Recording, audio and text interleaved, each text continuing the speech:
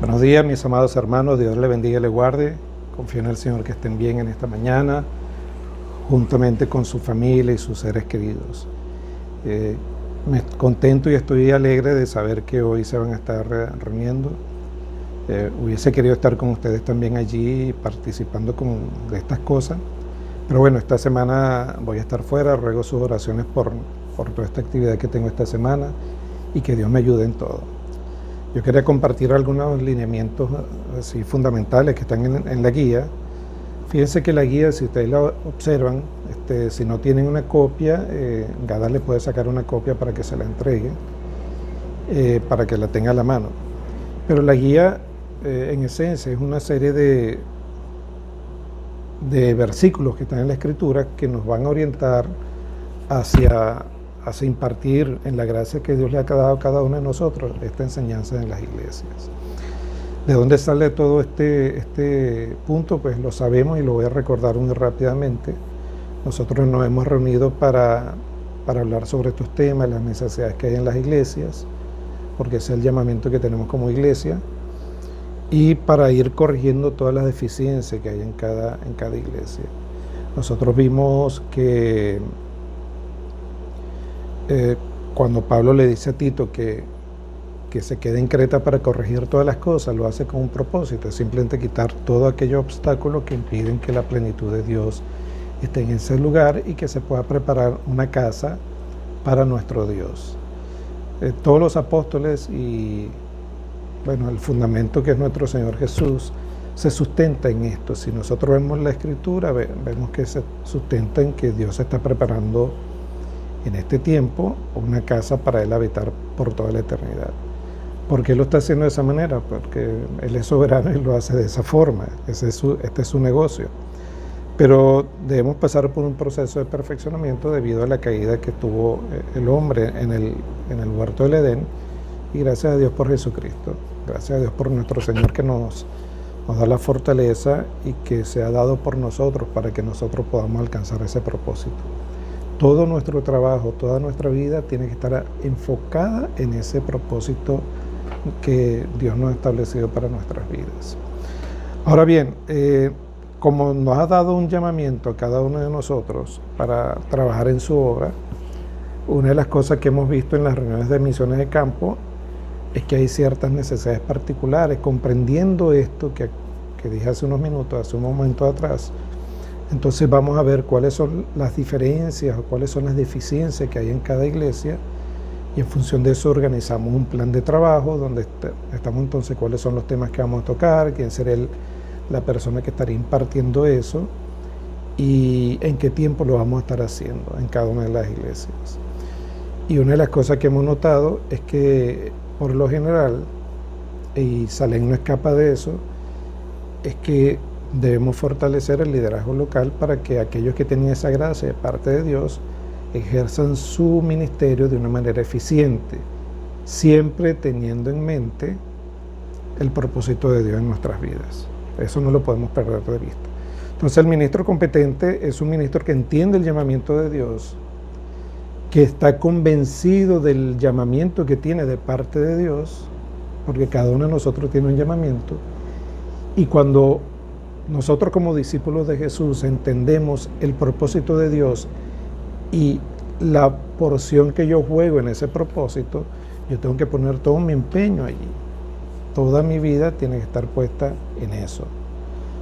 Eso es lo principal.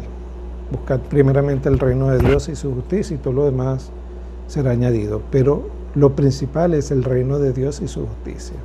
Esa es la clave para todos nosotros.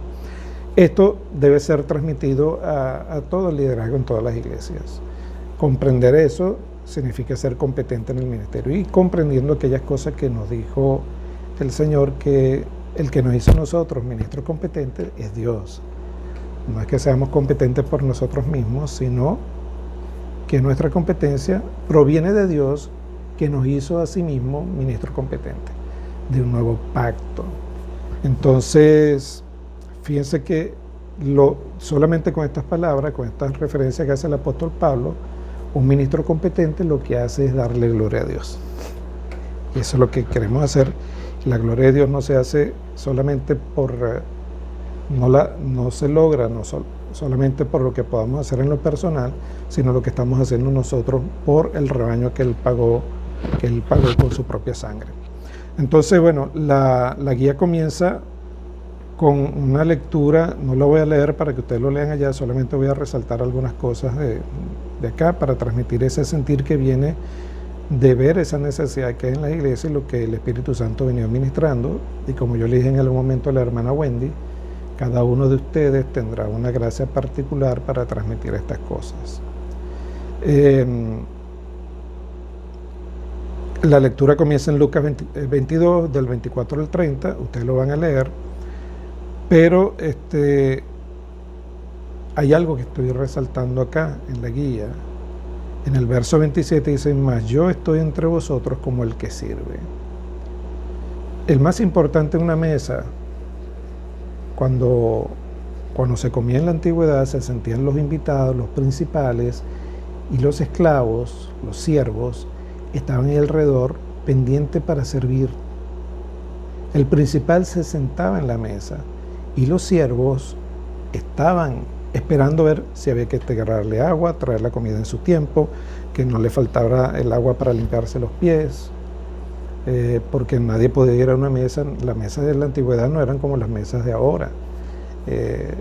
Las mesas de la antigüedad eran en un lugar prácticamente en el suelo, donde se recostaban unos a los otros, y los pies de un comensal le quedaban muy cerca de la cara del otro comensal. Entonces, ya se imaginen cuando vienen esos hombres que no habían ni bicicleta, ni motocicleta, y mucho menos autos, caminando por toda esa calle con esos pies, y se sentaban a comer. Por ahí es donde viene el tema de lavarse los pies. Pero los esclavos estaban pendientes de eso, los siervos de la casa. Ahora vemos a nuestro Señor Jesús haciendo eso. El Rey del universo, el que por quien se hicieron todas las cosas, está ahí sentado delante de todos ellos, sirviéndoles. Dios vino a servirnos para rescatarnos, y rescatarnos para llevarnos a Dios, al Dios vivo. Pero Él dice en el verso 28, vosotros sois lo que habéis padecido conmigo en mis pruebas. Vivir la doctrina de Cristo, entender estos principios y sufrir por ellos, es ser un imitador de Cristo. Y ese sufrimiento que hacemos por la causa de la redención de la humanidad, sueño, hambre, desnudez y todas estas cosas, nos hace copartícipe de los sufrimientos de Cristo.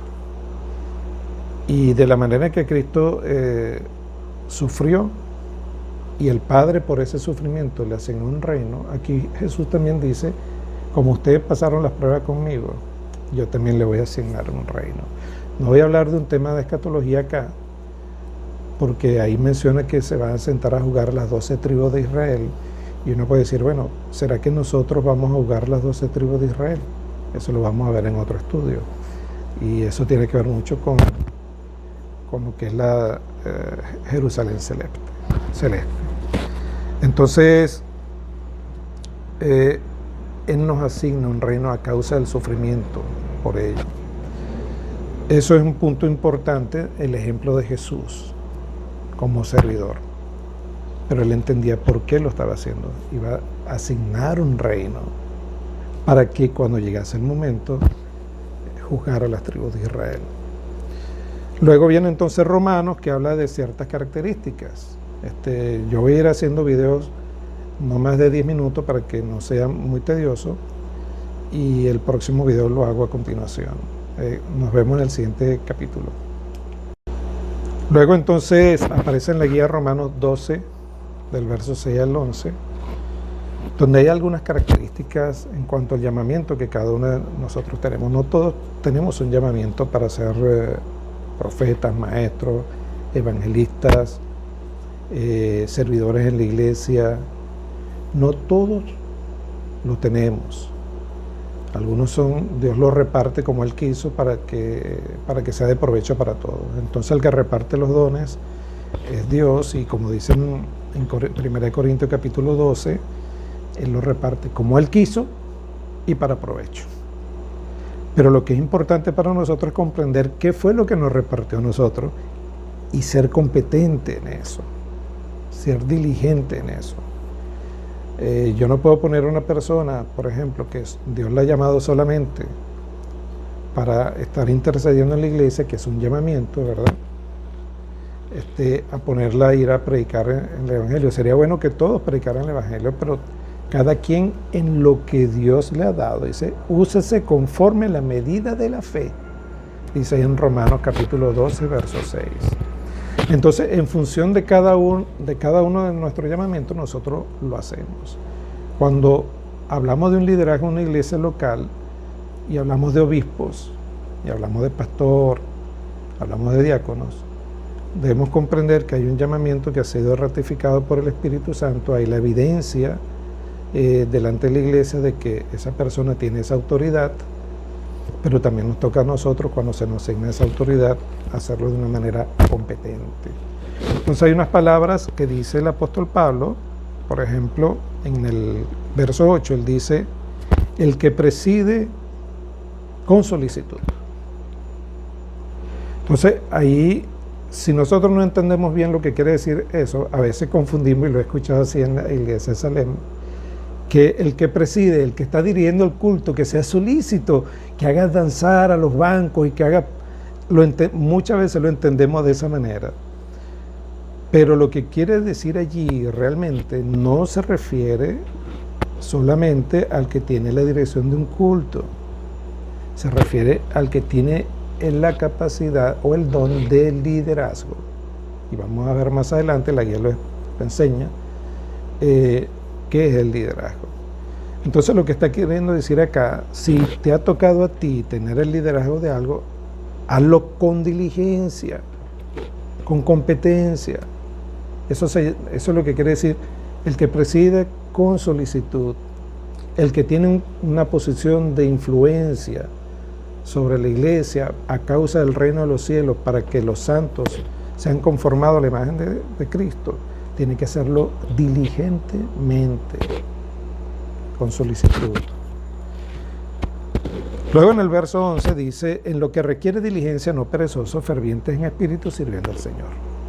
Entonces, esto lo podemos entender de esta manera. En lo que requiere diligencia, y yo creo que todos ustedes están de acuerdo en que la obra del Señor requiere diligencia, no perezosos, no negligentes, no dejando de hacer lo que me enseñaron a hacer o lo que Dios me llamó a hacer.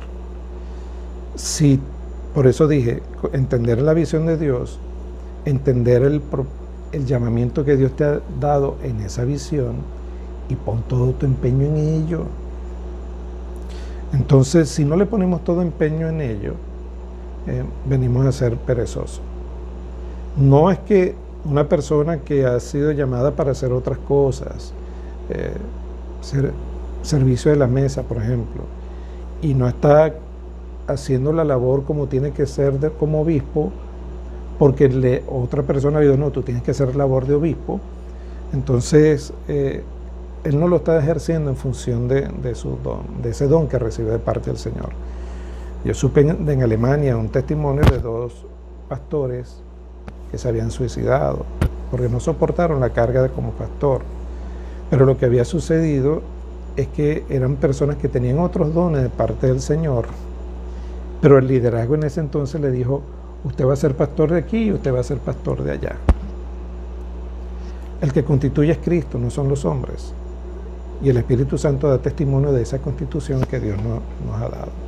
Entonces estos pastores pasaron por esa situación porque no pudieron llevar la carga, porque no tenían la gracia para eso. Dios lo había llamado para otra cosa, pero lo forzaron a hacer eso. Es importante que nosotros tengamos claridad en eso.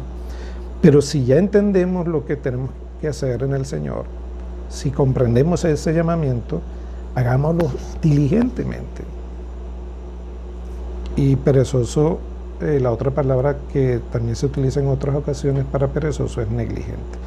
Entonces, bueno, ahí está la definición de liderazgo, eso lo van a leer ustedes. Luego Pedro, en la primera epístola de Pedro también se menciona el tema de velad en oración, entendiendo que el fin de todas estas cosas está cerca. ¿de qué está hablando Pedro acá? De que todo esto que vemos nosotros, estos materiales, los carros que tenemos, el negocio que tenemos, todo eso va a pasar y no va a quedar más. Entonces nuestra esperanza no puede estar puesta en ninguna de esas cosas. Y por eso nos dice, sed pues sobrios y velad en oración, para que comprendamos estas cosas. En 2 de Pedro capítulo 3 hay algo que llama la atención de nuestro hermano Pedro. Él dice que quiere despertar con exhortación vuestro limpio entendimiento. Parece que a veces nosotros lo que hemos entendido lo tenemos dormido allí. Y es necesario que con exhortación se nos despierte para comprender que no nos debemos distraer por las cosas que nos rodean, sino entender para lo que Dios nos ha llamado y sabiendo principalmente que el fin de estas cosas está cerca. Entonces muchas veces es necesario que despertemos estas cosas, y la intención de esta enseñanza en las iglesias es que el liderazgo comprenda lo que tiene que hacer y ser diligente. Y fíjense lo que dice en el verso 2, para que tengáis memoria de las palabras antes dichas por los santos profetas y el mandamiento del Señor y Salvador dado por vuestros apóstoles. Entonces, nos dormimos muchas veces, nos distraemos en que hay que limpiar aquello, que hay que pintar lo otro. No, este es mi ministerio, el que entendamos a lo que Dios nos ha llamado, pongamos nuestro empeño en eso y siempre hagamos memoria de lo que fue anunciado por los profetas y en la instrucción que nos dio el Señor por medio de sus apóstoles. No olvidemos eso es lo importante. Luego se habla de meta, eso lo ven ustedes allá. Habla, por ejemplo, Pablo en Gálatas capítulo 4, de lo que él sufría para que el creyente reflejara la vida de Cristo en sus vidas. Entonces esos son dolores de parto. 2 Corintios capítulo 11, porque os celo con celo de Dios, pues os he desposado con un solo esposo para presentarlo como una virgen a Cristo. Estos hombres daban su vida por esto, porque esta es la clave del Evangelio. Entonces, estas son características que tiene que tener un ministro competente. No solamente hacer lo que se le mandó a hacer, porque estuvimos hablando sobre esa porción que muchas veces se entiende mal. Dice, no, somos siervos inútiles porque hacemos lo que se nos mandó. Si ustedes leen eso, se darán cuenta que no solamente tenemos que hacer lo que nos mandan a hacer, hay que poner un empeño adicional. Ese es el ejemplo que nos está dando Jesús. Un empeño en que se logren las cosas.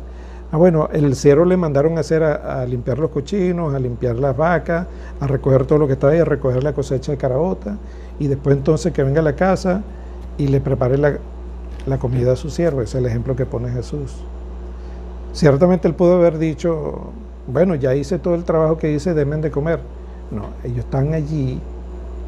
La referencia que hace Jesús es que están ahí sirviendo. Hicieron todo lo que tenía que hacer, pero estaban pendientes si faltaba algo más. Estos sean estos hombres, porque lo que está delante de nosotros es la redención de la humanidad. Sigo en otro video. Tesalonicense habla de cuál es su esperanza y cuál es su gozo. Y si ustedes ven ahí, la gloria de un ministro competente es ver cómo está el rebaño del Señor, cómo está preparado para la venida de nuestro Señor Jesucristo. Habla de los sufrimientos en Filipenses del apóstol Pablo para alcanzar esa meta, pero nunca deja de hacerla. Y ciertamente él entiende que no lo haya alcanzado ya, pero él trata de agarrar aquello y de alcanzar aquello por lo cual Cristo lo alcanzó a él. Entonces, lo que está diciendo Pablo en pocas palabras acá es, yo voy a hacer y voy a tratar de hacer las cosas por lo cual Cristo me llamó a hacer, y diligentemente. Esto es importante que lo tengamos, porque en las iglesias a veces solamente se conforman con, estoy en el Evangelio, estoy sentado en el banco, estoy escuchando y gloria a Dios, aleluya, y nos vamos para casa. No perdamos de vista esta meta. Diseños doctrinales. Hacemos énfasis en lo que dice Éxodo 25, del 8 al 9, y realmente es bueno leerlo del verso 1 hasta el 9. Porque Dios, cuando mandó a hacer el tabernáculo, ya lo hemos hablado en varias ocasiones, los dio con instrucciones específicas, cómo se debe hacer. Pero dice ahí que Moisés le dijo el Señor a Moisés: dile que tomen contribución o que tomen ofrenda para mí. Si uno lo analiza la ofrenda nada más como algo de dinero que presentamos, no entendemos, no comprendemos la riqueza que hay en este verso. Lo importante es que tomemos contribución, que hagamos contribución de las cosas que Dios nos ha dado. Es decir, yo agarrar de lo que Dios me dio y lo voy a poner al servicio para hacer su obra. Fíjense bien, voy a agarrar, eso es lo que enseña en Éxodo 25. Voy a tomar de lo que Dios me dio, porque ellos no salieron con las manos vacías de Egipto. Ellos cuando salieron de Egipto, salieron con oro, piedras preciosas y cuantas cosas más. Entonces el Señor le dice a Moisés: dile que eso que yo les di cuando salieron, ahora que lo pongan al servicio de mi obra, pero lo van a hacer conforme al diseño que yo te mostré a ti. Entonces, esa aplicación es para nosotros. Los dones que Dios nos ha dado, los ponemos en la contribución de la obra de Dios para hacer la casa de Dios, que es su iglesia, conforme al diseño que Él nos ha enseñado, y el diseño está en la doctrina. Entonces, por eso es que dice acá que los diseños doctrinales, el líder debe conocer la doctrina para aplicar el desarrollo de su trabajo. Y aquí es donde vienen las deficiencias que se presentan en la iglesia. No le damos cabida a las cosas de Dios porque nosotros mismos con nuestra justicia le ponemos un cuadro para que nos salga de allí. Entonces no es nuestra forma de hablar, no es nuestra forma de pensar, es la doctrina de Dios para que el nombre de Dios sea glorificado.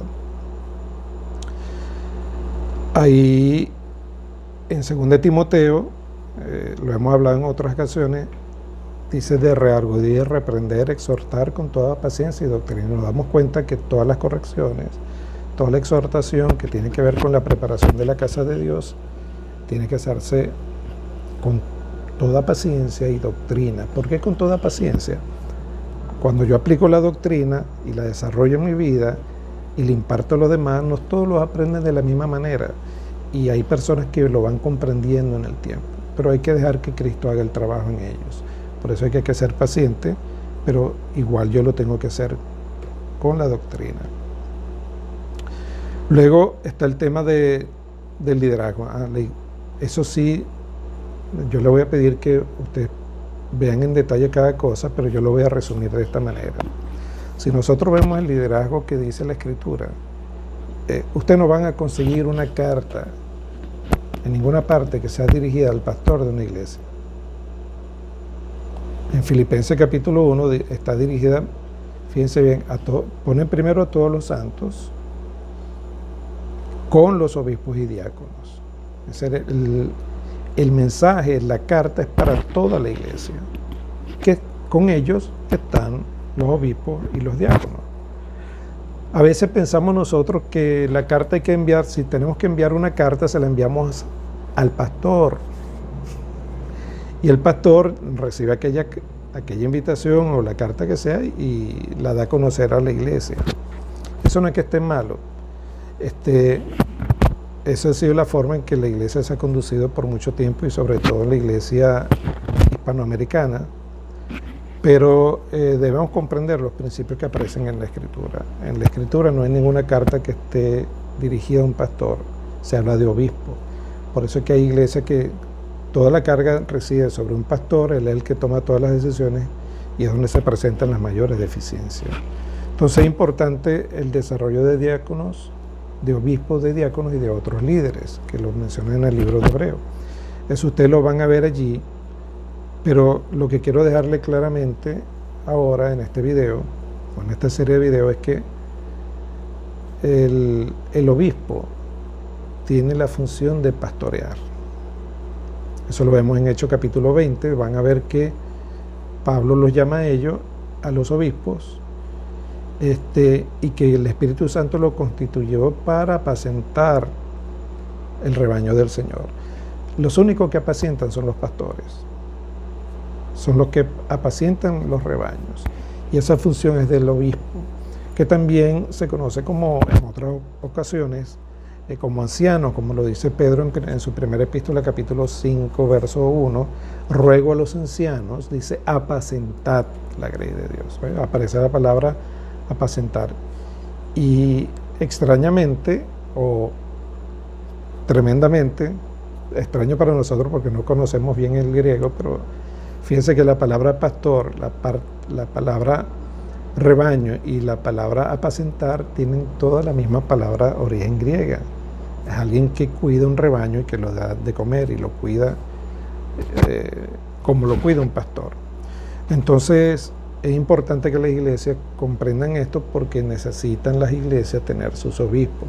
Esta es la idea de esta enseñanza, no solamente decir que hay un pastor, sino que cada iglesia necesita tener un grupo de obispos que los enseñen, y que no que los enseñen, que haya un grupo de obispos que tomen las mejores decisiones para la grey que está en ese lugar, porque cuando las cosas están sobre la decisión como un solo hombre, sabemos los inconvenientes que tiene. Por eso nuestro pastor Elías siempre quiso trabajar con un presbiterio. Eso era de parte de Dios, y gracias a Dios que lo tenemos hoy día. Los diáconos son ya personas que se encargan de la parte práctica, de las necesidades prácticas. Entonces ahí en la iglesia hay temas prácticos, administración de la finanza, limpieza, servir las mesas de los santos, y ahí la administración de la palabra. Los diáconos aparecen en el libro de los Hechos, creo que está en el capítulo 6 o 7, donde se establecen los diáconos, pero están establecidos con un propósito. El propósito es que atienden las cosas prácticas para que no se detenga la obra en el ministerio.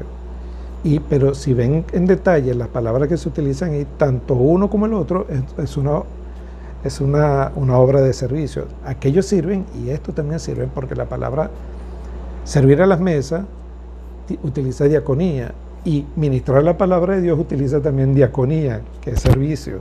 Entonces estamos sirviendo dos frentes, pero uno dedicado a las cosas prácticas y otro a la extensión del evangelio. Pero vemos un Felipe, por ejemplo, que era diácono, pero era un evangelista. Eso no, una cosa no quita la otra. Hay gente que se enfoca más en atender las cosas prácticas, y hay otros que atienden las cosas prácticas pero también predican, pero hay otros que se dedican solamente a la administración de la palabra de Dios. Entonces, y el otro tipo de líderes son los líderes que lo voy a mencionar en el siguiente video. Los otros líderes son los que menciona el libro de Hebreos, que son obedecer. Por ejemplo, Hebreo capítulo 13, verso 17, dice: obedeced a vuestros pastores y sujetaos a ellos, porque ellos velan por vuestras almas como quien han de dar cuenta, para que lo hagan con alegría y no quejándose, porque esto no es provechoso.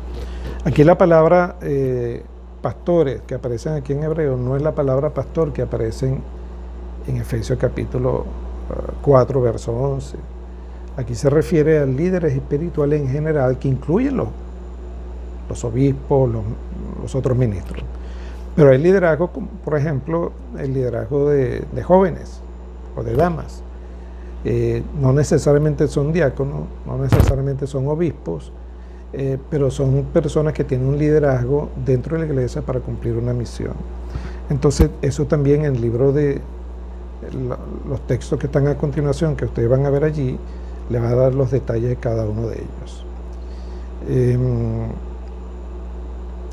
Los diáconos están en el libro, se menciona en el libro de Hechos capítulo 6, ahí lo van a ver, eso lo van a ver ustedes en detalles.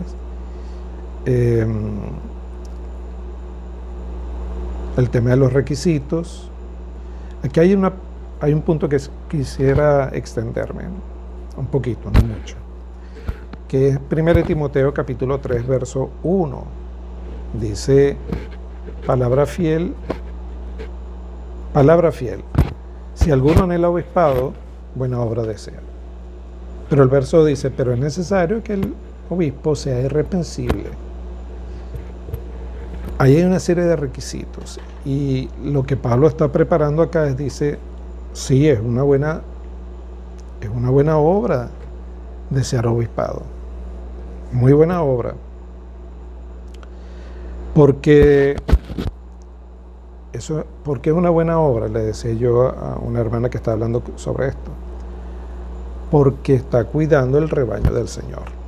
Cuidar el rebaño del Señor, apacentarlo, que crezca y sea contribuir a su crecimiento a la imagen y semejanza de nuestro Señor Jesucristo, es una buena obra. Pero cuando dice el pero, siempre el pero implica que hay algo que hay que tomar en cuenta. Pero es necesario que el obispo sea así. Entonces, de estas expresiones de Pablo entendemos que hay gente que tiene el anhelo de servir como obispo en la iglesia, y es una buena obra, pero hay otros que quisieran tenerlo para hacer su propia estructura de poder. Entonces Pablo dice, anhela ser obispo, sí, es una buena cosa. ¿Por qué una buena cosa? Porque cuidamos el rebaño del Señor. Pero deben tener cuidado con esto porque debe ser así. Eso lo está diciendo Pablo porque hay gente que es llamada por el Espíritu para hacer esa función de obispo y va a apacentar y va a poner todo su empeño en eso, pero hay gente que quiere tomar posición como obispo para tener autoridad, dominio, señorío, maltrato. Entonces, todas estas características que están acá nos va a hacer entender cómo vamos a ver un buen obispo. Aquel que nace del Espíritu y aquel obispo que es del Espíritu no va a practicar estas cosas. Y si hay alguna de las cosas que está practicando, cuando se da cuenta y recibe la exhortación, lo deja de hacer. Pero hay otros que quieren hacerlo por codicia, por dominio. El liderazgo local en la iglesia debe estar atento a este tipo de cosas porque han pasado casos por no velar. Bueno, ahí entonces están los requisitos de los diáconos de una manera similar. Y yo quiero terminar con esto. Es lo siguiente, el que constituye a un obispo es el Señor. El que constituye el liderazgo en una iglesia es el Señor, porque Él es el que pone su voluntad, su deseo en el corazón de los hombres para que hagan su voluntad. Paz a los hombres de buena voluntad. Entonces Él pone esa semilla de su voluntad en el corazón de estos hombres para que lo hagan. Por lo tanto, Él es el que constituye. Y cuando nos los da a nosotros, y nosotros lo expresamos, ese deseo, con un buen testimonio, como hombres de fe, hombres y mujeres de fe, la iglesia o el Espíritu Santo da la paz a la iglesia para confirmar que ese hombre sí tiene ese llamado. Entonces, así es que deben hacerse las constituciones. A veces se constituye una persona y hemos visto casos porque hay una necesidad. Nos vamos a poner a fulanito de tal que él puede ir allá, pero ya ustedes saben, y no tengo que mencionarlo, los problemas que han surgido a raíz de una constitución que no es por el Espíritu. Dejemos que sea el Espíritu el que lo constituya y el mismo Espíritu va a dar testimonio a todos de que ese llamamiento es de parte de Dios. Entonces, esta es lo que quería mencionarles, mis hermanos. El resto ustedes lo comparten allí.